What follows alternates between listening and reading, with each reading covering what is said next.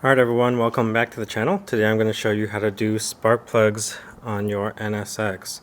And it's pretty simple, not too many tools, just requires you to be careful, of course, and hopefully you don't run into anything like a seized spark plug. But you're basically going to need your spark plugs, and I recommend you going to online to get the OEM part number, or go to your local hardware parts store and they'll input your information into the system. This customer picked up a platinum spark plug. It is the 6 heat range, temperature range, and basically these are the tools that you're going to need right here.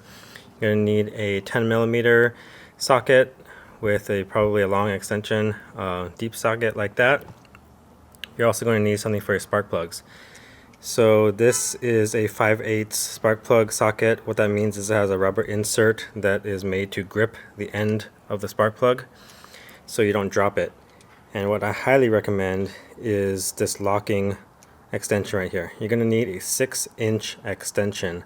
This is a 6-inch extension and locking. The reason why I recommend locking is because it will not let go of the socket unless you pull back on the collar.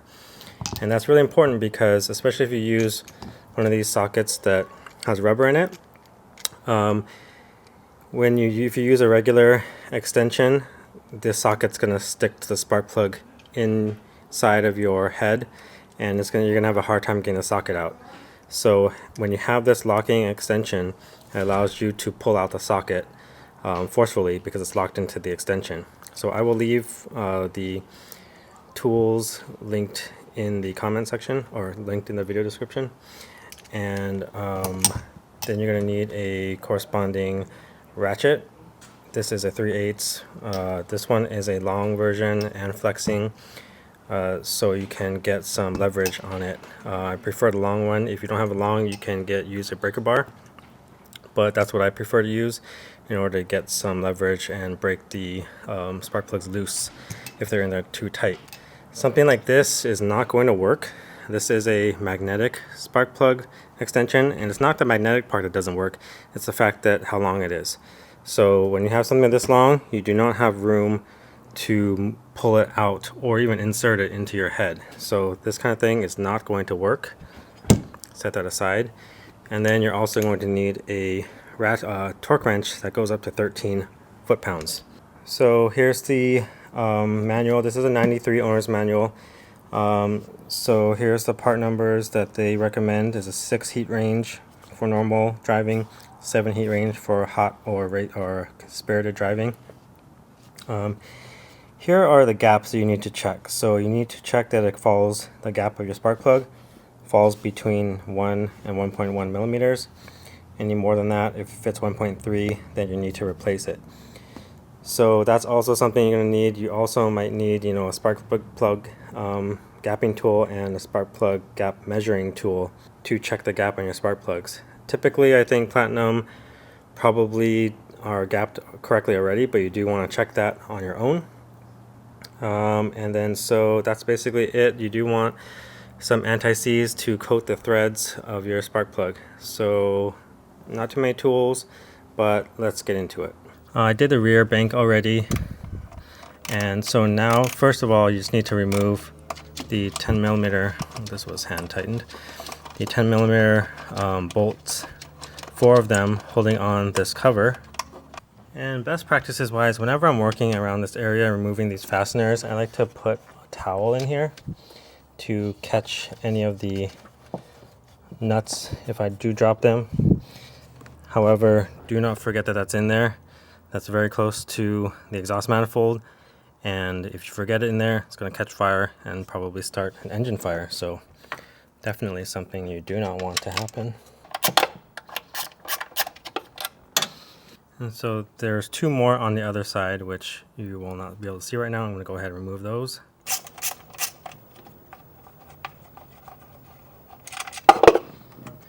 That one's missing already.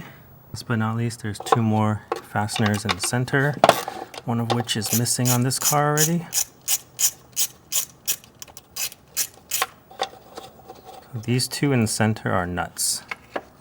2 two in the center are going to be like an acorn nut like this.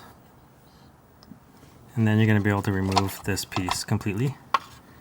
Take note, there's a rubber gasket on the upper side to try to keep moisture out from this. And these are directional. There is one side that is open versus the other side that is mostly closed. So keep note, the open side is going to go on this side for the front bank and this side for the rear bank as well.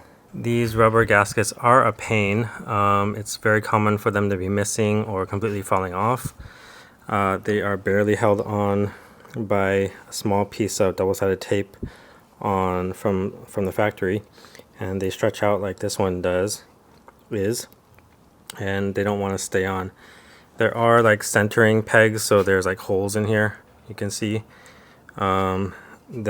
so this is not missing one. They're kind of, I think they're interchangeable back to front, and so you just need to flip the rubber to the alternate side if you want to use it back versus front.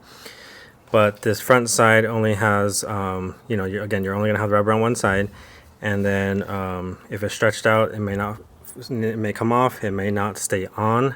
This one luckily is staying on mostly, and probably the only way to get this completely stay on is to just like epoxy it on if it's worn out like this already versus buying a new one.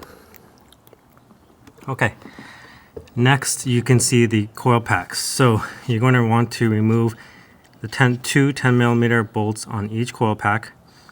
You're also going to want to make sure you don't lose a spacer. It looks like this person is already missing a spacer. There's a spacer like this that held on these two acorn nuts. These spacers are what space out that cover from being tightened too much and pressing down on the coil packs.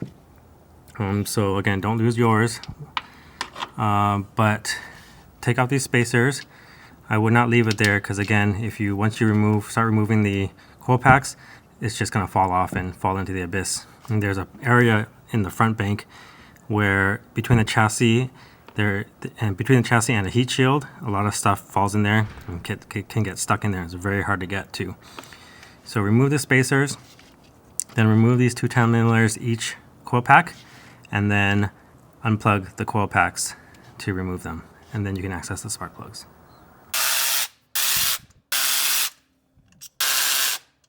Alright, once you have all the coil packs out, you're going to work your way through the coil packs, unplugging them, starting with this side right here, side closest to where the harness is coming from. That way it'll give you the most slack once you get to this far side. So I pull up on it, I rotate it a little bit, and I push on the tab with my finger and pull back. You can usually hear the tab clicking, and then you can remove it like that. Let's move on to the next one.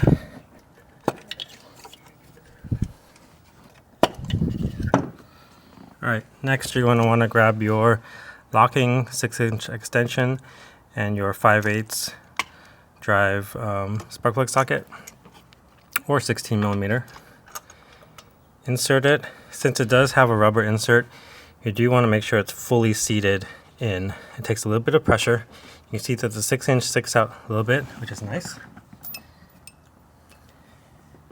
You can put an additional extension on here if you want at this point, but you will not be able to get much longer of an extension to begin with. So if you wanted to,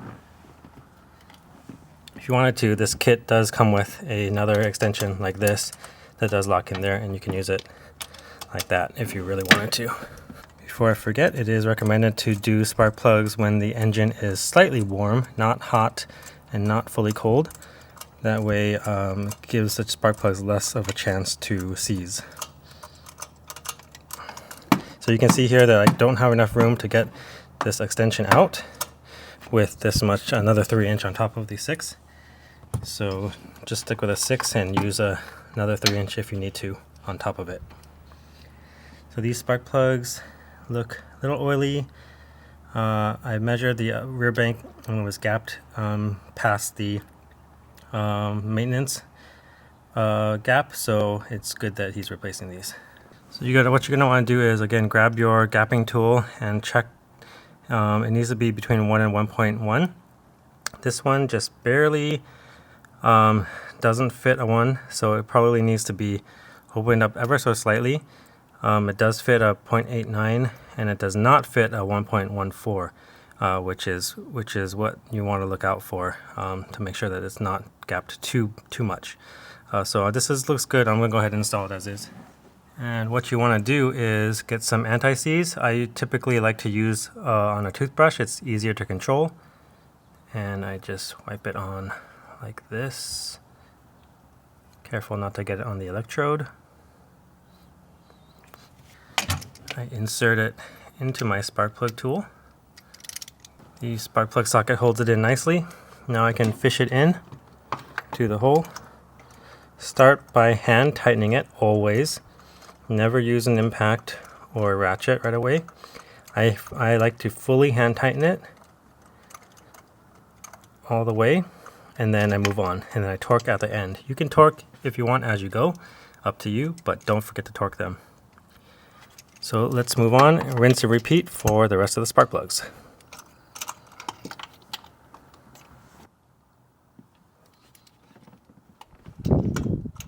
Alright, so I don't know what this thing is for. I don't recall my car having it. My car is a 3.0. This car should be a 3.0 or 3.2, I'm not sure, but I'm going to need to take this off because it's getting in the way of my socket, and it seems like the workaround would be to not use my locking socket, but I don't want to do that. I'd rather remove that thing, so I'm going to show you guys how to remove it.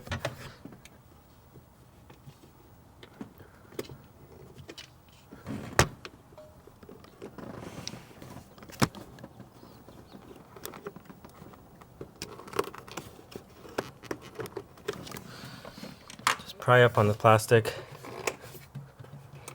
and it looks like it's just a ground, so we're going to hit that with a 10mm and remove it. Alright, to remove this guy, if you haven't seen any of my other battery related videos, the ground on the battery to the chassis is the same thing. This plastic, these arms right here, grip the bottom of this aluminum spacer. So that's all it's doing. The bolt is what's holding it to the chassis, but this plastic is holding this cover onto this spacer via these arms right here. And so all I did was I stuck my flathead in between the rubber and this arm and pried it off of the spacer. Alright, with this guy carefully set to the side, I'm going to hopefully have room to insert my socket, and I do. Fully set it, and we'll move on. Alright, so now we're going to set the torque wrench to 13 foot-pounds and start torquing away.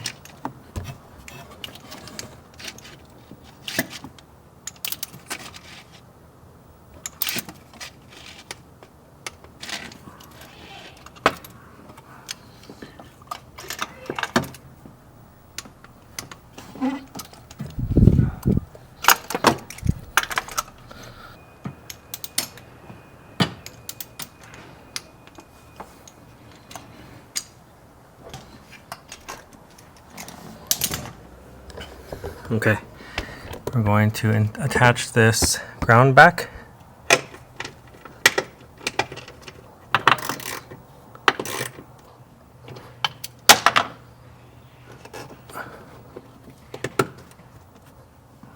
Put the cover on. Now we just need to reverse the operation for the coil packs, and we're done. So the coil packs, I could not find a torque spec for them. Just do it hand tight and snug it up, and don't forget all the rest of these long bolts holding in each of the coil packs, and the shorter bolts that look like this holding in the cover, as well as the acorn nuts. That should do it for this video. Looks like you do not need to remove the target brace, and I think that's it. If you have any questions, let me know in the comments below. Otherwise, I will see you in the next one.